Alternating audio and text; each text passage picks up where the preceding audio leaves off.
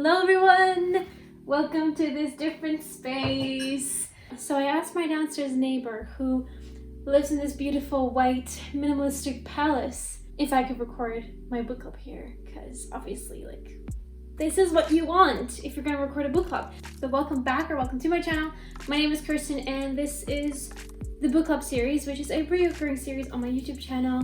About every month or so we discuss 4 to 5 books depending on how much time I have in different genres. Yeah, we just come together as book nerds. So if you're wondering what you should read this summer, I have some really good recommendations. I'm also gonna sit differently.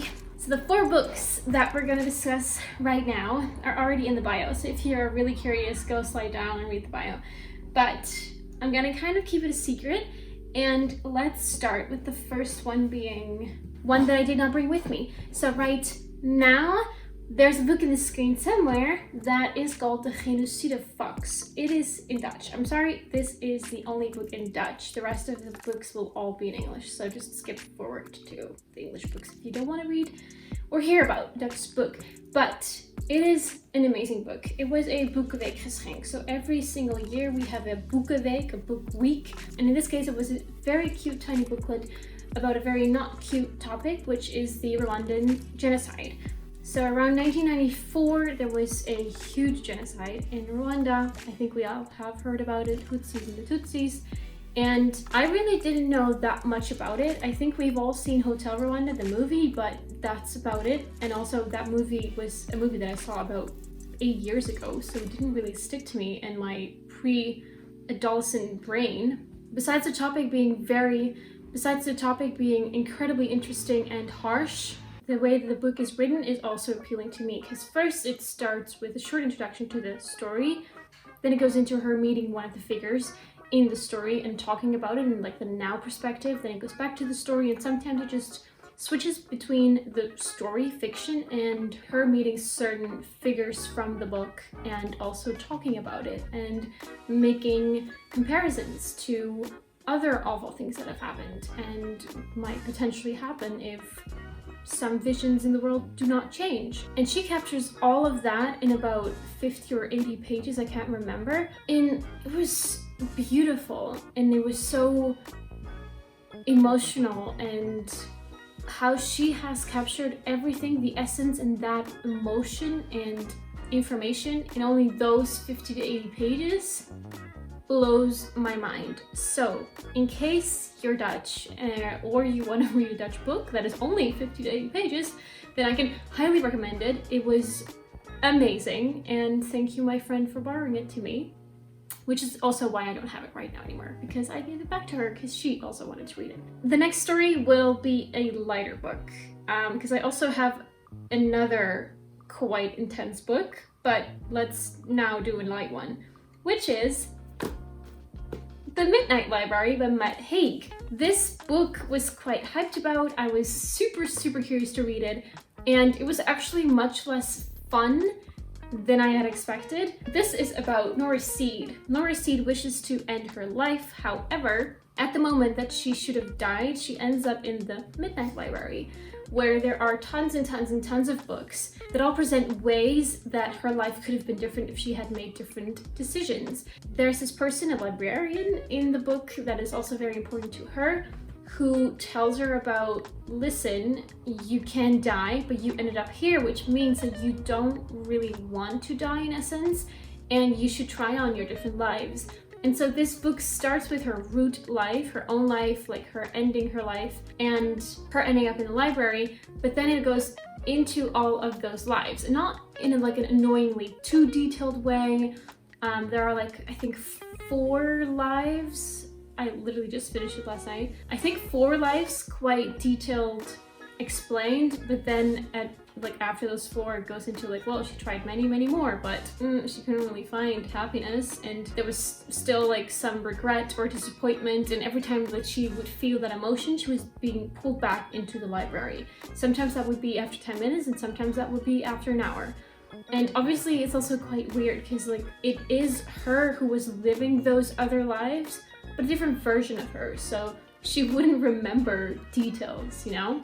And so in the end, it became a very inspiring and also emotional book. I actually finished it this morning. Yeah, it was quite emotional because at some point she left a life behind that she thought that she was really happy in, and it was such a lovely life. And I'm not gonna spoil anything, but apparently it wasn't fit for her. And then when she came back to the library was being destroyed by her own self in like the real world. And that meant that she should either go back or like she would really die. And then when she came back to her old life, she saw so much happiness and kindness and love in things that she otherwise resented, and it was a really nice book. So, and it's also not like too big, and yeah. This was, for me, the first book that I read by Matt Haig, but I have listened to a podcast episode by Deliciously Ella, which he was a guest in. Honestly, it was a really, really good book. So yeah, I really liked it. I also finished it in about 4 days, I think. I gave it 5 stars. The other one I also gave 5 stars. That was the second book. So now a coffee sip time. Time for a sip of coffee. I wish my room would look this put together, but I lack space in cabinets, and I am actually gonna move quite soon to the room above me. So my roommate is unfortunately moving out, but I'm taking over his room, which is slightly bigger, but there are more options to hide my things. And I don't really have that many things, but they're colorful and it looks messy. I know that it's not. I know that I'm not a hoarder, but yeah, well, it looks like it. And if I haven't mentioned already, thank you, Jort, for lending me your room. I'm very happy about this. I think I'm gonna do it more often. So if you're watching, which I think you are, then thank you. Okay, next book is, let's do the more intense one. The Uninhabitable Earth by David Wallace-Wells. You might have seen this on my Instagram. I think I spent 3 months reading this, but this was so painful and so real and infuriating and scary that I needed those 3 months to get through this. This is a book about climate change. Climate change itself is already quite a heavy topic, but in this book, David Wallace-Wells goes into every single kind of thing that will be changed, that has already changed, but will change even more in the coming decades, and how exactly those topics, such as, I'm gonna mispronounce it and maybe also use the right pronunciation, but this is a hard word. Drought?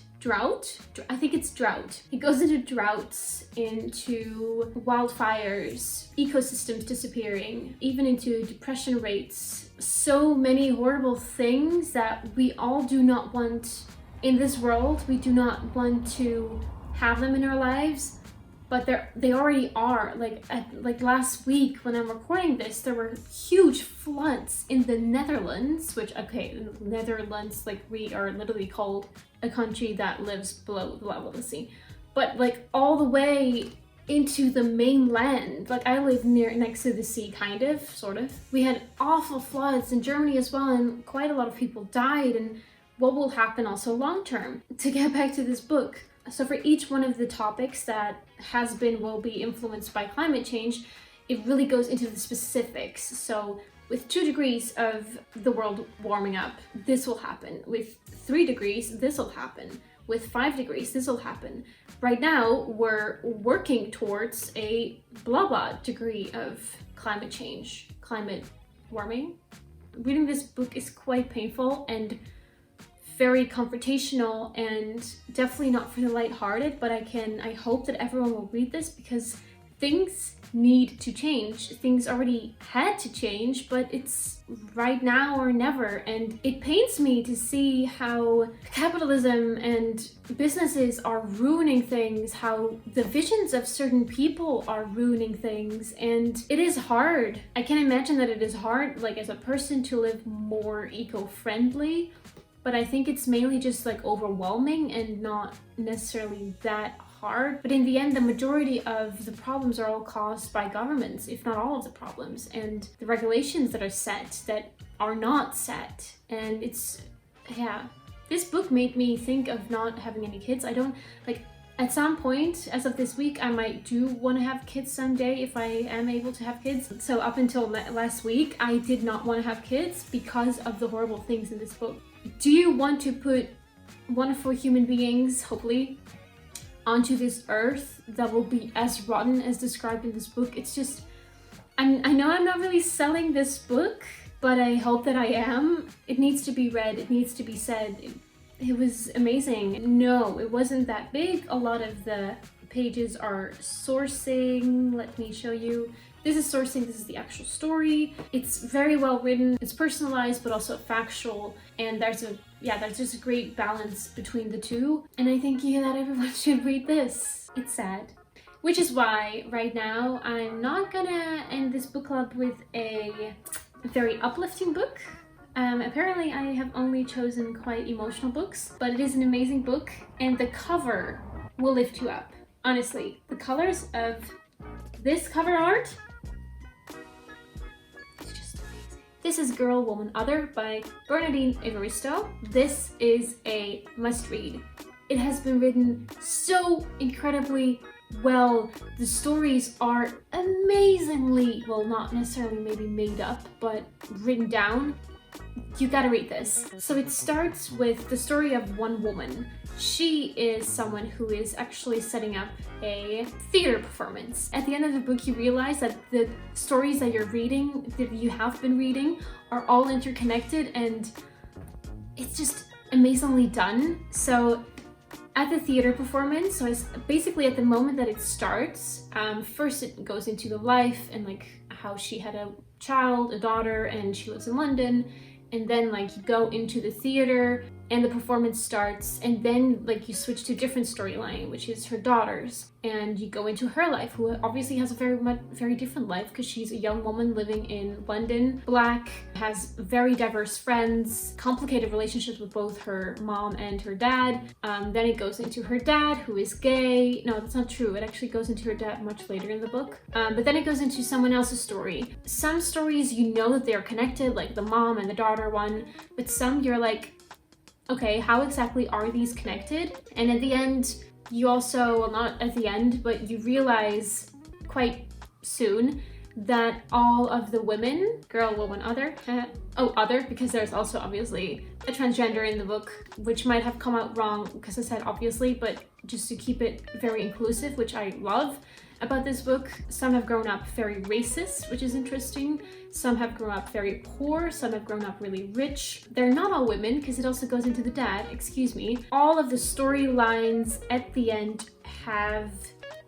a connection to the different storylines. They're all at the theater. They have all encountered awful, crazy, wild things. And one of the aspects that I loved about this book is that it just doesn't only goes into the storylines that are happening right now, so like from the mother to the daughter who is in the theater as well, but also to the past, and you see how some relationships have evolved, how thoughts have evolved. It's just a really good book, and honestly, it blew my mind. It was an amazing book. Go read this. It's amazing. It's a lovely look in your bookshelf. So that was the final book. Not necessarily uplifting, but also definitely not downlifting, haha. But this is my book club. Thank you so much for coming. Next month there will be another book club. Please also subscribe and like this video. I'll see you next week for a new video, and I hope that you have a lovely day.